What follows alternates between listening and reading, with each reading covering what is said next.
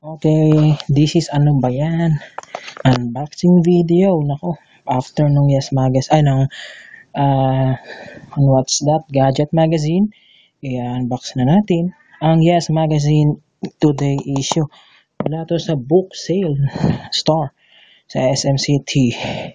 So, hindi siya sa National Bookstore, siya siyang bookstore talaga na hindi naman siya national. 110 pesos ang Yes Magazine issue. So, unbox natin. Napakasimple. So, lift it up. Yun.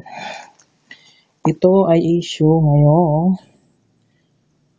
saan ba nakalagay ngayong January 2014. So, yan. Makikita nyo sa issue ngayon ay si Angel Locsin.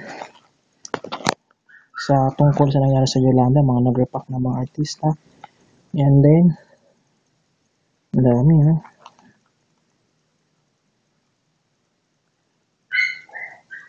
Yung January 2014 issue to. Manny Pacquiao at syempre iba pang mga artista tumulong sa Yolanda victims. Yan. Yes Magazine. So yan. Yan lang ating unboxing today. Thank you for tuning in. See you next time guys.